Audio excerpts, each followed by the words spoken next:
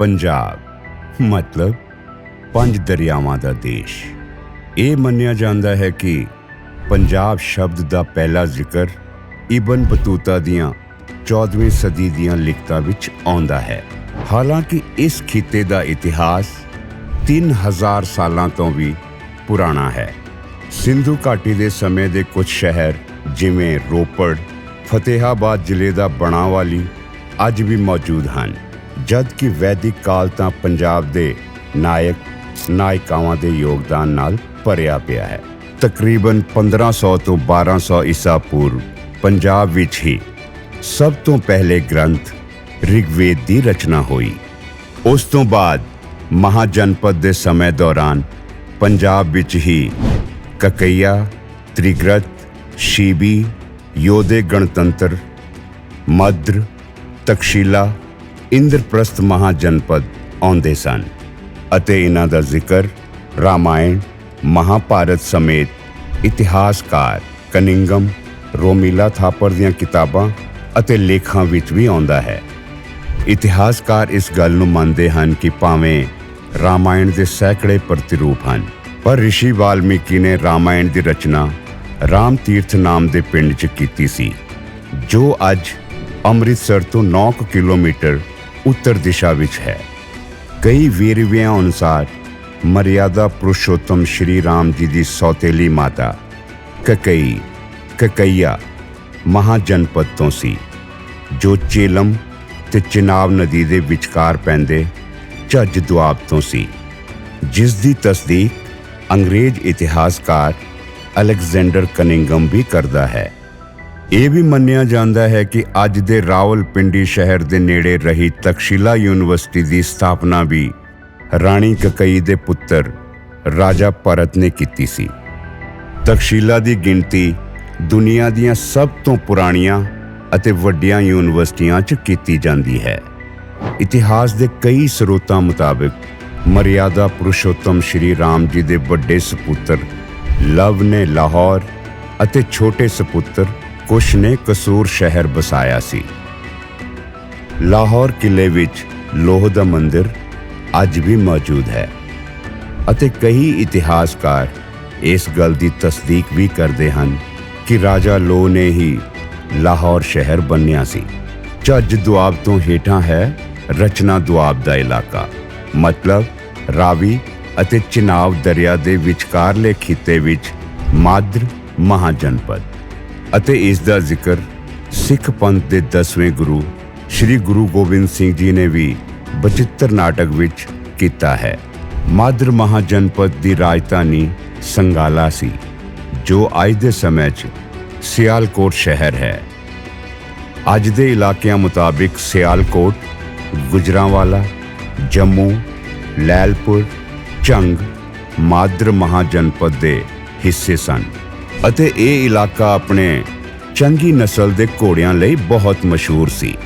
ਮਹਾਭਾਰਤ ਵਿੱਚ ਵੀ ਮਾਦਰ ਮਹਾਜਨਪਦ ਦਾ ਜ਼ਿਕਰ ਹੈ, ਕਿਉਂਕਿ ਕੌਰਵਾਂ ਨੇ ਆਪਣੀ ਫੌਜ ਲਈ ਸੈਂਕੜੇ ਘੋੜੇ ਮਾਦਰ ਮਹਾਜਨਪਦ ਤੋਂ ਖਰੀਦੇ ਸਨ। ਰਾਜਾ ਪਾਂਡੂ ਦੀ ਦੂਸਰੀ ਪਤਨੀ ਰਾਣੀ ਮਾਦਰੀ, ਜੋ ਉਸ ਨਾਲ ਸਤੀ ਹੋ ਗਈ ਸੀ, ਮਾਦਰ ਮਹਾਜਨਪਦ ਤੋਂ ਸੀ। ਰਾਣੀ ਮਾਦਰੀ ਦੇ 2 ਪੁੱਤਰ ਸਨ, ਨਕੁਲ ਤੇ ਸਹਿਦੇਵ। ਮਹਾਭਾਰਤ ਦੀ ਜੰਗ ਤੋਂ ਬਾਅਦ ਨਕੁਲ ਤੇ ਸਹਿਦੇਵ ਦੇ 2 ਪੁੱਤਰ ਸਨ, ਸਤਿਆਵਾਨ ਅਤੇ ਅਵਿਸਪਤੀ, ਜਿਨ੍ਹਾਂ ਨੇ ਅਰਜੁਨ ਦੇ ਪੋਤੇ ਰਾਜਾ ਪ੍ਰੀਕਸ਼ਿਤ ਨਾਲ ਰਲ ਕੇ ਕਈ ਜੰਗਾਂ ਲੜੀਆਂ। ਬਿਆਸ ਅਤੇ ਸਤਲੁਜ ਦੇ ਵਿਚਕਾਰ ਦੇ ਇਲਾਕੇ ਵਿੱਚ ਸੀ ਤ੍ਰਿਗਰਤ ਮਹਾਜਨਪਦ। ਇਸ ਵਿੱਚ ਸੁਲਤਾਨਪੁਰ ਲੋਧੀ, ਜਲੰਧਰ, ਹੁਸ਼ਿਆਰਪੁਰ, ਕਾਂਗੜਾ ਅਤੇ ਰੋਪੜ ਸ਼ਹਿਰ ਦੇ ਇਲਾਕੇ ਸਨ। ਇਹ ਵੀ ਮੰਨਿਆ ਜਾਂਦਾ ਹੈ ਕਿ ਤ੍ਰਿਗਰਤ ਮਹਾਜਨਪਦ ਦੇ ਰਾਜਾ ਸੁਸ਼ਰਮ ਦੇ ਵੰਸ਼ਜ ਹੀ ਕਟੋਚ ਰਾਜਪੂਤ ਹਨ, ਜਿਨ੍ਹਾਂ ਵਿੱਚੋਂ ਜਸਵਾਲ, ਡਡਵਾਲ ਅਤੇ ਗੁਲੇਰੀਆ ਗੋਤ ਆਉਂਦੇ ਹਨ। ਈਸਾ ਤੋਂ 500 ਸਾਲ ਪਹਿਲਾਂ ਸਤਲੁਜ ਤੋਂ ਹੇਠਾਂ ਦਾ ਇਲਾਕਾ ਯੋਧੇ ਮਹਾਜਨਪਦ ਦਾ ਇਲਾਕਾ ਸੀ, ਜਿੱਥੇ ਬਹਾਵਲਪੁਰ ਅਤੇ ਹਿਸਾਰ ਸ਼ਹਿਰ ਆਉਂਦੇ ਸਨ। ਮਹਾਭਾਰਤ ਦੀ ਜੰਗ ਤੋਂ ਬਾਅਦ ਜਦੋਂ ਹਸਤਿਨਾਪੁਰ ਦਾ ਪ੍ਰਭਾਵ ਘੱਟ ਹੋਇਆ ਤਾਂ ਯੋਧੇ ਮਹਾਜਨਪਦ ਦਾ ਅਸਰ ਰਸੂਖ ਬਹੁਤ ਵੱਧ ਗਿਆ ਸੀ।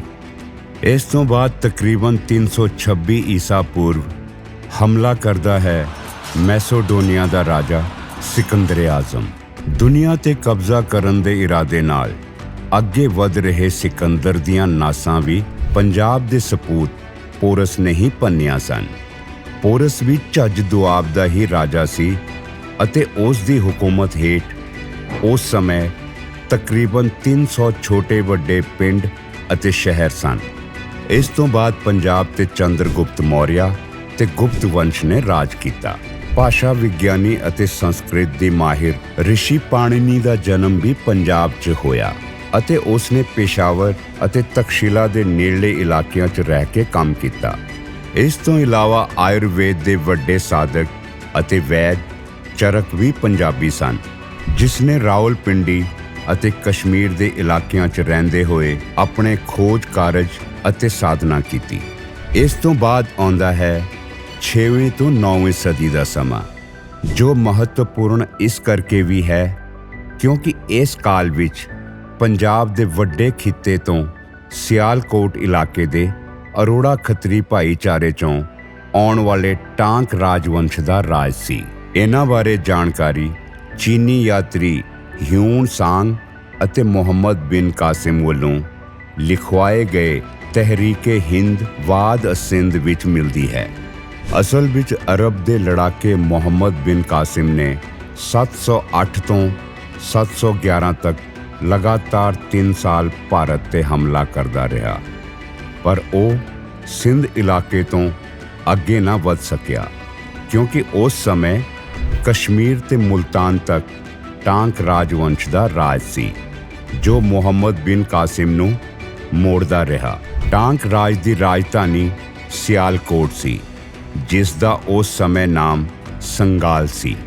ਇਸ ਤੋਂ ਬਾਅਦ 9ਵੀਂ ਸਦੀ ਤੋਂ 1026 ਈਸਵੀ ਤੱਕ ਦਾ ਸਮਾਂ ਆਉਂਦਾ ਹੈ ਹਿੰਦੂ ਸ਼ਾਹੀ ਦਾ, ਜਿਸ ਦਾ ਰਾਜ ਕਸ਼ਮੀਰ, ਕਾਂਗੜਾ ਦੀਆਂ ਪਹਾੜੀਆਂ ਤੋਂ ਲੈ ਕੇ ਅਫਗਾਨਿਸਤਾਨ ਤੱਕ ਸੀ। 100 ਸਾਲ ਤੋਂ ਜ਼ਿਆਦਾ ਸਮੇਂ ਲਈ ਕਾਬੁਲ ਅਤੇ ਕੰਧਾਰ ਹਿੰਦੂ ਸ਼ਾਹੀ ਰਾਜ ਦੇ ਹੇਠ ਰਹੇ। ਹਿੰਦੂ ਸ਼ਾਹੀ ਦਾ ਮੁੱਢ ਬੰਨਿਆ ਸੀ ਰਾਜਾ ਕੱਲਾਰ ਨੇ ਅਤੇ ਇਤਿਹਾਸ ਵਿੱਚ ਉਸ ਦੇ ਪੜਪੋਤੇ ਰਾਜਾ ਜੈਪਾਲ, ਆਨੰਦਪਾਲ ਅਤੇ ਭੀਮਪਾਲ ਦਾ ਜ਼ਿਕਰ ਆਉਂਦਾ ਹੈ। ਰਾਜਾ ਜੈਪਾਲ ਆਪਣੀ ਹੁਕੂਮਤ ਕਾਬੁਲ ਤੋਂ ਅੱਗੇ ਅਫਗਾਨਿਸਤਾਨ ਦੇ ਹੋਰ ਇਲਾਕਿਆਂ ਵਿੱਚ ਵੀ ਲੈ ਜਾਣਾ ਚਾਹੁੰਦਾ ਸੀ। ਇਸੇ ਕਰਕੇ ਉਸ ਨੇ ਗਜ਼ਨੀ ਸ਼ਹਿਰ ਤੇ ਹਮਲਾ ਕੀਤਾ ਅਤੇ ਪਹਿਲੀ ਜੰਗ ਵਿੱਚ ਉੱਥੋਂ ਦੇ ਹੁਕਮਰਾਨ ਅਬੂ ਮਨਸੂਰ ਸਬੂਕਤ-ਦੀਨ ਨੂੰ ਹਰਾਇਆ। ਪਰ ਉਸ ਤੋਂ ਬਾਅਦ ਸਨ 998 ਵਿੱਚ ਉਸ ਦਾ ਪੁੱਤਰ ਮੁਹੰਮਦ ਗਜ਼ਨੀ ਤਖ਼ਤ ਤੇ ਬੈਠਾ, ਜਿਸ ਨੇ ਜੈਪਾਲ ਨੂੰ ਕਈ ਜੰਗਾਂ 'ਚ ਹਰਾਇਆ ਅਤੇ ਅਖੀਰ ਉਸ ਦਾ ਰਾਜਪਾਟ ਸਿੰਧੂ ਨਦੀ ਤੱਕ ਮਹਿਦੂਦ ਕਰ ਦਿੱਤਾ। ਜੈਪਾਲ ਦੇ ਪੁੱਤਰ ਆਨੰਦਪਾਲ ਵੀ ਗਜ਼ਨੀ ਨਾਲ ਕਈ ਜੰਗਾਂ ਲੜਿਆ ਅਤੇ ਅਖੀਰ ਭੀਮਪਾਲ ਦੇ ਸਮੇਂ ਹਿੰਦੂ ਸ਼ਾਹੀ ਦੀ ਹੁਕੂਮਤ ਖਤਮ ਹੋਈ ਤੇ ਮੁਸਲਮਾਨ ਹੁਕਮਰਾਨਾਂ ਦਾ ਰਾਜ ਸਥਾਪਿਤ ਹੋਇਆ। ਹਿੰਦੂ ਸ਼ਾਹੀ ਦੇ ਖਾਤਮੇ ਤੋਂ ਬਾਅਦ ਕਈ ਸਦੀਆਂ ਤੱਕ ਭਾਵੇਂ ਪੰਜਾਬ ਤੇ ਪੰਜਾਬੀਆਂ ਦੀ ਹੁਕਮਰਾਨੀ ਨਹੀਂ ਰਹੀ, ਪਰ ਧਾਰਮਿਕ, ਰੂਹਾਨੀਅਤ ਅਤੇ ਦਰਸ਼ਨ ਦਾ ਵਿਕਾਸ ਹੋਇਆ, ਜਿਸ ਵਿੱਚ ਨਾਥ ਜੋਗੀਆਂ ਤੋਂ ਬਾਅਦ ਸਿੱਖ ਗੁਰੂਆਂ ਨੇ ਸਮਾਜ ਨੂੰ ਸੇਧ ਦਿੱਤੀ। 11ਵੀਂ ਸਦੀ ਤੋਂ 14ਵੀਂ ਸਦੀ ਤੱਕ ਪੰਜਾਬ ਦੇ ਦਰਸ਼ਨ ਤੇ ਨਾਥ ਜੋਗੀਆਂ ਦਾ ਬਹੁਤ ਪ੍ਰਭਾਵ ਸੀ। ਇਹ ਮੰਨਿਆ ਜਾਂਦਾ ਹੈ ਕਿ ਪੰਜਾਬੀ ਬੋਲੀ ਦਾ ਜਨਮ ਵੀ ਨਾਥਾਂ ਦੇ ਟਿੱਲੇ ਤੋਂ ਹੀ ਹੋਇਆ ਸੀ। ਕੁਝ ਇਤਿਹਾਸਕਾਰਾਂ ਦਾ ਇਹ ਵੀ ਮੰਨਣਾ ਹੈ ਕਿ ਸ਼ੈਵ ਮਤ ਨੂੰ ਮੰਨਣ ਵਾਲੇ ਨਾਥ ਜੋਗੀਆਂ ਦੇ ਸਮੇਂ ਕਾਲ ਵਿੱਚ ਹੀ ਪੰਜਾਬ ਵਿੱਚ ਕਈ ਹਿੰਦੂ ਰੀਤੀ ਰਿਵਾਜਾਂ ਅਤੇ ਮਾਨਤਾਵਾਂ ਦਾ ਫੈਲਾਅ ਹੋਇਆ। ਇੱਥੋਂ ਤੱਕ ਕਿ ਸਾਡੇ ਹੀਰ ਰਾਂਝੇ ਦੇ ਕਿੱਸੇ 'ਚ ਆਉਣ ਵਾਲੇ ਢੀਡੋ ਰਾਂਝੇ ਨੇ ਹੀਰ ਦੀ ਡੋਲੀ ਤੁਰ ਜਾਣ ਮਗਰੋਂ ਨਾਥ ਜੋਗੀਆਂ ਦੇ ਟਿੱਲੇ ਤੋਂ ਹੀ ਕੰਨ ਪੜਵਾਏ ਸਨ ਅਤੇ ਜੋਗੀ ਹੋ ਗਿਆ ਸੀ। ਦਰਸ਼ਨ ਦੇ ਇਤਿਹਾਸ ਵਿੱਚ ਸਭ ਤੋਂ ਅਹਿਮ ਸਥਾਨ ਹੈ ਸਿੱਖ ਧਰਮ ਦੇ ਮੋਢੀ ਬਾਬਾ ਗੁਰੂ ਨਾਨਕ ਦੇਵ ਜੀ ਦਾ। ਉਹਨਾਂ ਦਾ ਜਨਮ ਸਨ 1469 ਵਿੱਚ ਰਾਏ ਭੋਏ ਦੀ ਤਲਵੰਡੀ ਦੇ ਸ਼੍ਰੀ ਕਲਿਆਣ ਚੰਦ ਬੇਦੀ ਦੇ ਘਰ ਹੋਇਆ। ਗੁਰੂ ਨਾਨਕ ਸਾਹਿਬ ਨੇ ਚਾਰੇ ਦਿਸ਼ਾਵਾਂ 'ਚ ਉਦਾਸੀਆਂ ਕਰਕੇ ਦੁਨੀਆ ਭਰ ਵਿੱਚ ਮਨੁੱਖਤਾ ਅਤੇ ਸਰਬੱਤ ਦੇ ਭਲੇ ਦਾ ਸੁਨੇਹਾ ਦਿੱਤਾ। ਉਹਨਾਂ ਤੋਂ ਬਾਅਦ ਗੁਰੂ ਨਾਨਕ ਸਾਹਿਬ ਦੇ ਹੀ ਪੈਰੋਕਾਰ ਗੁਰੂ ਅੰਗਦ ਦੇਵ ਜੀ ਸਿੱਖ ਪੰਥ ਦੇ ਦੂਸਰੇ ਗੁਰੂ ਬਣੇ, ਜਿਨ੍ਹਾਂ ਗੁਰਮੁਖੀ ਲਿਪੀ ਨੂੰ ਪ੍ਰਫੁੱਲਤ ਕੀਤਾ। ਉਹਨਾਂ ਤੋਂ ਬਾਅਦ ਗੁਰੂ ਅਮਰਦਾਸ, ਗੁਰੂ ਰਾਮਦਾਸ, ਗੁਰੂ ਅਰਜਨ ਦੇਵ, ਗੁਰੂ ਹਰਗੋਬਿੰਦ ਰਾਏ, ਗੁਰੂ ਹਰ ਰਾਏ, ਗੁਰੂ ਹਰਕ੍ਰਿਸ਼ਨ ਅਤੇ ਗੁਰੂ ਤੇਗ ਬਹਾਦਰ ਜੀ ਨੇ ਸਮਾਜ ਦਾ ਮਾਰਗਦਰਸ਼ਨ ਕੀਤਾ। 1699 ਵਿੱਚ ਸਿੱਖ ਪੰਥ ਦੇ 10ਵੇਂ ਗੁਰੂ ਸ਼੍ਰੀ ਗੁਰੂ ਗੋਬਿੰਦ ਸਿੰਘ ਜੀ ਨੇ ਖਾਲਸਾ ਪੰਥ ਸਾਜਿਆ ਅਤੇ ਆਪਣੇ ਪੈਰੋਕਾਰਾਂ ਨੂੰ ਇੱਕ ਵੱਖਰੀ ਪਛਾਣ ਦਿੱਤੀ। ਸੰਨ 1704 ਵਿੱਚ ਚਮਕੌਰ ਦੀ ਜੰਗ ਵਿੱਚ ਜਦੋਂ ਵੱਡੀ ਮੁਗਲ ਫੌਜ ਨੇ ਹਮਲਾ ਕੀਤਾ ਤਾਂ ਗੁਰੂ ਗੋਬਿੰਦ ਸਿੰਘ ਜੀ ਦੇ ਦੋ ਪੁੱਤਰ ਸਾਹਿਬਜ਼ਾਦਾ ਅਜੀਤ ਸਿੰਘ ਅਤੇ ਸਾਹਿਬਜ਼ਾਦਾ ਜੁਝਾਰ ਸਿੰਘ ਮੈਦਾਨੇ ਜੰਗ 'ਚ ਸ਼ਹੀਦ ਹੋ ਗਏ ਅਤੇ ਦੋ ਛੋਟੇ ਪੁੱਤਰ ਸਾਹਿਬਜ਼ਾਦਾ ਜ਼ੋਰਾਵਰ ਸਿੰਘ ਅਤੇ ਸਾਹਿਬਜ਼ਾਦਾ ਫਤਿਹ ਸਿੰਘ ਨੂੰ ਸਰਹੰਦ ਦੇ ਸੂਬੇਦਾਰ ਵਜ਼ੀਰ ਖਾਨ ਨੇ ਕੰਧਾਂ 'ਚ ਚਿਣਵਾ ਕੇ ਸ਼ਹੀਦ ਕੀਤਾ। ਆਪਣਾ ਸਰਵੰਸ਼ ਸਿੱਖ ਪੰਥ ਤੇ ਵਾਰਨ ਤੋਂ ਬਾਅਦ ਗੁਰੂ ਗੋਬਿੰਦ ਸਿੰਘ ਦੱਖਣ ਵਿੱਚ ਬੈਰਾਗੀ ਮਾਧੋਦਾਸ ਨੂੰ ਮਿਲੇ, ਜਿਸ ਨੇ ਬਾਬਾ ਬੰਦਾ ਸਿੰਘ ਬਹਾਦਰ ਬਣ ਕੇ ਗੁਰੂ ਜੀ ਦੇ ਪਰਿਵਾਰ ਤੇ ਹੋਏ ਤਸ਼ੱਦਦ ਦਾ ਬਦਲਾ ਸੂਬਾ ਸਰਹੰਦ ਤੇ ਹਮਲਾ ਕਰਕੇ ਲਿਆ। ਬਾਬਾ ਬੰਦਾ ਸਿੰਘ ਬਹਾਦਰ ਨੇ ਹੀ ਕਾਸ਼ਤਕਾਰਾਂ ਨੂੰ ਜ਼ਮੀਨਾਂ ਬਣ ਕੇ ਸਭ ਤੋਂ ਪਹਿਲਾਂ ਖਾਲਸਾ ਰਾਜ ਦੀ ਬੁਨਿਆਦ ਰੱਖੀ। ਬਾਬਾ ਬੰਦਾ ਸਿੰਘ ਬਹਾਦਰ ਦੀ ਸ਼ਹਾਦਤ ਤੋਂ ਬਾਅਦ ਜਦੋਂ ਮੁਗਲ ਹਕੂਮਤ ਢਲਾਨ ਵੱਲ ਸੀ ਤਾਂ ਸਿੱਖ ਮਿਸਲਾਂ ਦਾ ਉਭਾਰ ਹੋਇਆ। ਇਸ ਕਾਲ ਦੌਰਾਨ ਜਦੋਂ ਸੰਨ 1739 'ਚ ਈਰਾਨ ਦੇ ਬਾਦਸ਼ਾਹ ਨਾਦਰ ਸ਼ਾਹ ਨੇ ਦਿੱਲੀ ਤੇ ਹਮਲਾ ਕੀਤਾ ਤਾਂ ਦਿੱਲੀ 'ਚ ਕਤਲੇਆਮ ਅਤੇ ਲੁੱਟਮਾਰ ਕਰਨ ਤੋਂ ਬਾਅਦ ਈਰਾਨ ਵੱਲ ਨੂੰ ਮੁੜਦੇ ਸਮੇਂ ਸਿੱਖ ਮਿਸਲਾਂ ਨੇ ਵੀ ਨਾਦਰ ਸ਼ਾਹ ਤੇ ਹਮਲਾ ਕੀਤਾ ਤੇ ਉਸ ਦੇ ਕਈ ਸਿਪਾਹੀਆਂ ਨੂੰ ਮਾਰ ਮੁਕਾਇਆ। ਮਿਸਲ ਕਾਲ ਤੋਂ ਬਾਅਦ ਆਉਂਦਾ ਹੈ ਮਹਾਰਾਜਾ ਰਣਜੀਤ ਸਿੰਘ ਦਾ ਰਾਜ, ਜੋ ਐਸੇ ਖਿੱਤੇ ਦਾ ਪੁੱਤ ਸੀ।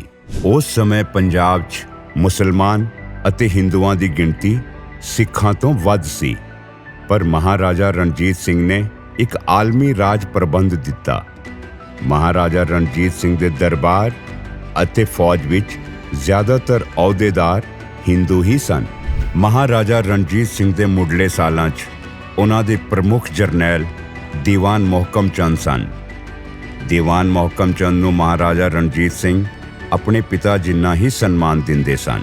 ਉਹਨਾਂ ਤੋਂ ਬਾਅਦ ਮਿਸਰ ਦੀਵਾਨ ਚੰਦ ਤਕਰੀਬਨ 12 ਸਾਲਾਂ ਤੱਕ ਉਹਨਾਂ ਦੇ ਪ੍ਰਮੁੱਖ ਜਰਨੈਲ ਰਹੇ, ਜਿਨ੍ਹਾਂ ਨੇ ਮੁਲਤਾਨ, ਕਸ਼ਮੀਰ ਅਤੇ ਪਿਸ਼ਾਵਰ ਦਾ ਇਲਾਕਾ ਜਿੱਤ ਕੇ ਮਹਾਰਾਜਾ ਰਣਜੀਤ ਸਿੰਘ ਦੀ ਝੋਲੀ ਪਾਇਆ।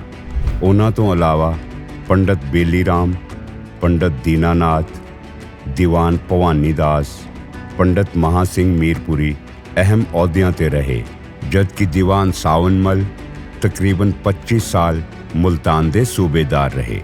ਉਹਨਾਂ ਦੀ ਮੌਤ ਤੋਂ ਬਾਅਦ ਦੀਵਾਨ ਮੂਲ ਰਾਜ ਚੋਪੜਾ ਮੁਲਤਾਨ ਦੇ ਸੂਬੇਦਾਰ ਰਹੇ, ਜਿਨ੍ਹਾਂ ਨੇ ਲਾਹੌਰ ਦਰਬਾਰ ਨਾਲ ਵਫਾਦਾਰੀ ਨਿਭਾਉਂਦੇ ਹੋਏ ਅੰਗਰੇਜ਼ਾਂ ਨਾਲ ਜੰਗ ਲੜਦੇ ਸਮੇਂ ਆਪਣਾ ਪਰਿਵਾਰ ਵੀ ਕੁਰਬਾਨ ਕੀਤਾ। ਅਕਾਲੀ ਫੂਲਾ ਸਿੰਘ, ਹਰੀ ਸਿੰਘ ਨਲਵਾ, ਸ਼ਾਮ ਸਿੰਘ ਅਟਾਰੀਵਾਲਾ ਵੀ ਮਹਾਰਾਜਾ ਰਣਜੀਤ ਸਿੰਘ ਦੇ ਸਿਰਕੱਢ ਜਰਨੈਲ ਰਹੇ।